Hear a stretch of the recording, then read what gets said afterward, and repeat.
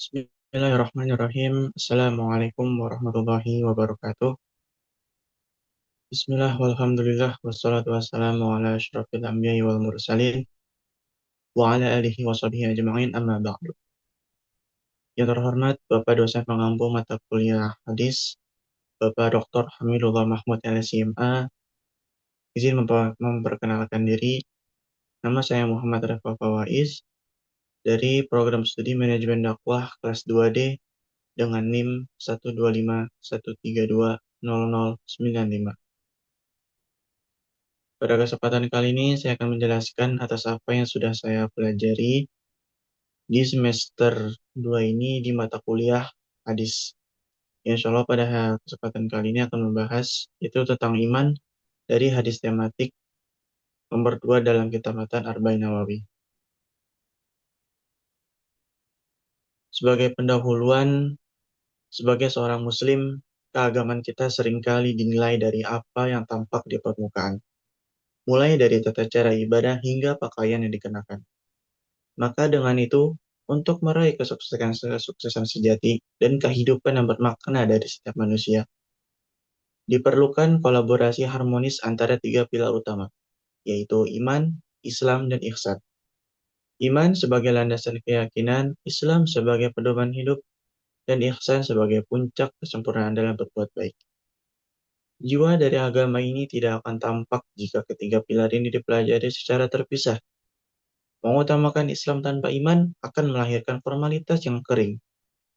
Menekankan iman tanpa Islam bisa menjebak pada kelalaian aturan, sementara mengabaikan ihsan membuat seluruh amalan kehilangan keindahan dalam menjalaninya.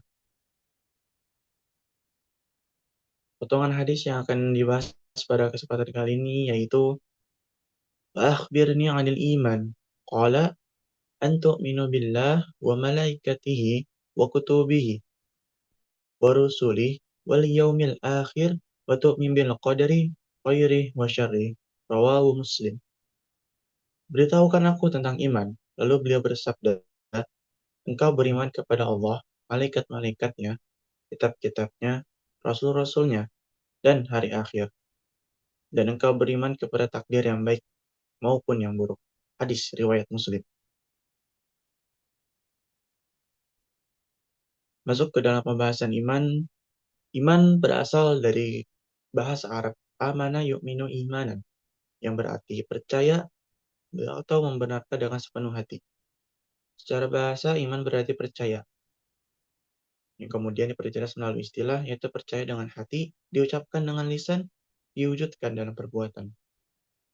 Dalam konteks yang akan dibahas pada kesempatan kali ini, yaitu beriman kepada Allah, malaikat-malaikatnya, kitab-kitabnya, rasul-rasulnya, dan hari akhir.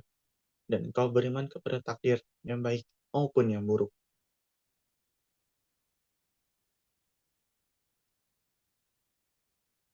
Pembahasan iman pertama yaitu iman kepada Allah. Iman kepada Allah bisa dilakukan dengan tiga, yaitu dengan hati, dengan lisan, dan dengan anggota badan. Dengan hati yaitu meyakini dan membenarkan adanya wujud Allah Subhanahu wa taala. Yang kedua melalui lisan yaitu mengucapkan kalimat tauhid, berzikir dan beristighfar. Yang ketiga dengan anggota badan yaitu melakukan perbuatan baik sebagai bukti keimanan kita kepada Allah Subhanahu wa taala. Yang kedua iman kepada malaikat. Iman kepada malaikat ada dua. Yang pertama secara ijmal atau global, yang kedua secara tafsir atau rinci. Iman secara global yaitu meyakini secara umum adanya malaikat-malaikat Allah yang selalu mengawasi kita seharian 24 jam sepanjang waktu dan sepanjang masa. Lalu iman secara tafsir atau rinci, yaitu meyakini ada namanya nama dan tugas malaikat yang disebutkan dalam Al-Quran dan hadis. Ya, tugas masing-masing adalah membantu Allah dalam mengawasi setiap hambanya. Lalu yang ketiga iman kepada kitab-kitab, yaitu melalui pembenaran hati dan keyakinan terhadap kitab-kitab Allah, yaitu baik yang terdahulu maupun yang masih utuh sampai saat ini. Yang kedua, mengimani Al-Quran sebagai pedoman utama. Kitab Al-Quran merupakan kitab yang masih utuh sampai saat ini, maka sangat penting untuk kita dalam mengimaninya. Setelah kita mengimani, yaitu dengan pengamalan Al-Quran, yaitu dengan mengamalkan atas apa yang sudah Al-Quran berikan kepada kita. apa yang Al-Quran ajarkan kepada kita, kita amalkan.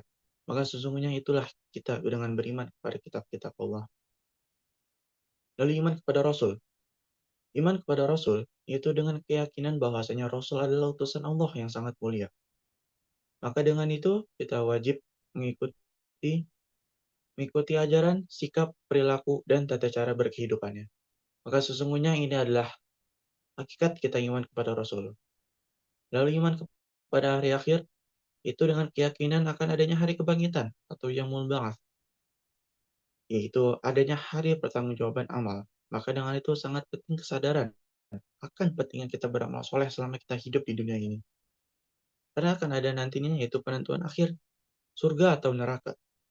Apabila perbuatan amal kita baik, maka kita akan masuk surga.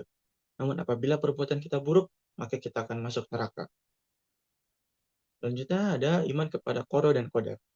Iman kepada qada dan qadar yaitu dengan keyakinan mutlak atas ketetapan Allah, yaitu meyakini bahwa Allah Maha mengetahui dan Maha mengatur segala peristiwa yang ada di alam semesta ini, baik kecil maupun besar. Itu dengan pengakuan atas takdir qada dan qadar. Qada adalah rencana Allah sejak zaman azali, sedangkan qadar adalah perwujudan atau kenyataan dari rencana tersebut. Itu dengan selanjutnya dilanjutkan dengan ikhtiar.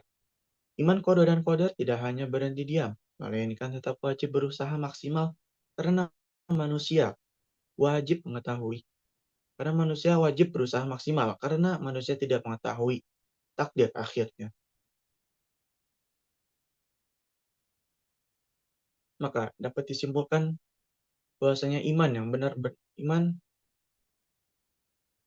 benar adalah bertindak sebagai penggerak utama yang akan melahirkan ketaatan nyata dalam kehidupan, sekaligus menumbuhkan kesadaran mendalam dalam berihsan, yaitu beribadah dengan perasaan selalu diawasi oleh Allah Subhanahu wa taala. Hubungan ini menegaskan bahwa iman tanpa Islam akan melahirkan kelumpuhan karena tidak ada bukti nyata.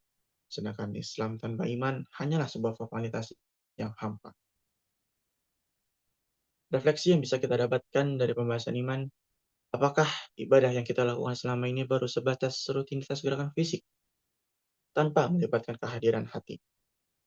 Seberapa kuat iman kita dalam menerima ketetapan Allah yang tidak sesuai dengan keinginan tanpa mengeluh? Apakah kita benar-benar merasa diawasi oleh Allah saat sedang sendirian tanpa ada manusia yang lain yang melihat secara langsung? Aksi yang bisa kita lakukan itu dengan meluangkan waktu untuk mengkaji ilmu akidah serta melatih diri untuk selalu berprasangka baik atas segala takdir Allah. Yang kedua itu memperbaiki kualitas ibadah wajib dengan berusaha sholat tepat waktu dan mempelajari kembali syarat serta rukun sahnya.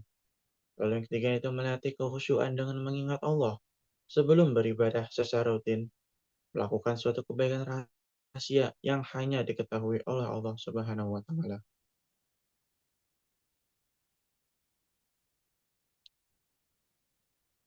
Baik, itu saja yang dapat saya sampaikan.